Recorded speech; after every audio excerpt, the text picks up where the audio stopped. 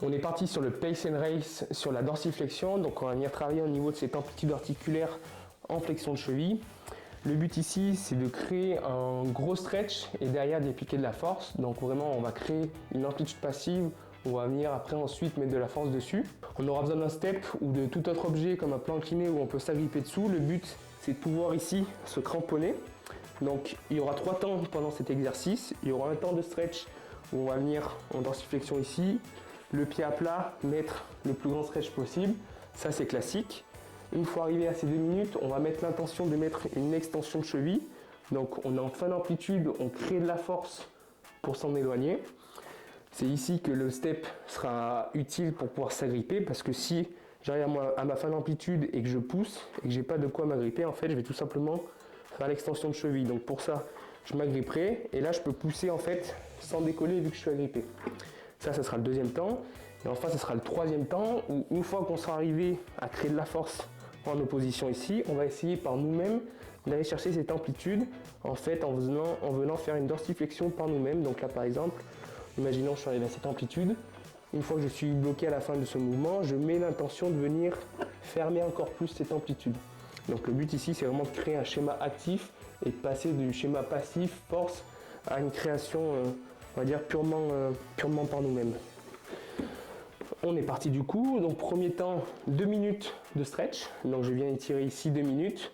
Là je ne suis pas forcément obligé de me cramponner, je peux arriver à trouver un stretch suffisamment important juste par mon propre poids. On n'oublie pas toujours ici, c'est de garder le pied à plat. Je reste aligné ici, ma jambe gauche elle n'a pas d'importance, il faut que je sois confort.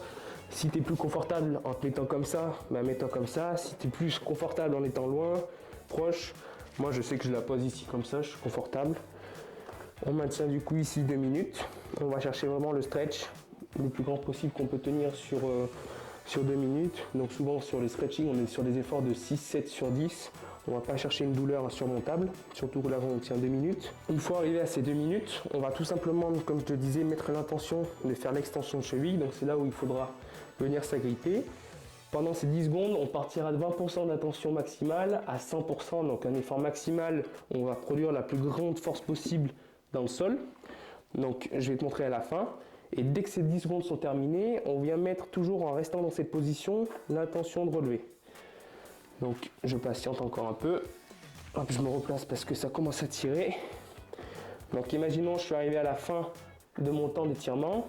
Donc je suis dans cette position. Je vais commencer dans 3, 2, 1. C'est parti, je m'agrippe, je mets 20%, 40, 60, 80, je commence à casser le step en deux et 100%. Et là, j'appuie le plus fort possible, j'appuie. Ok, maintenant 10 secondes, j'essaie de relever, je garde l'amplitude. Je reste en bas et je relève. Ok, je relâche. Une fois terminé, voilà, on peut essayer de remobiliser un peu. On sent que ça a bien travaillé, on sent qu'on a allé chercher une amplitude nouvelle. Donc le but, c'est de créer ça, c'est de créer cette capacité à y aller.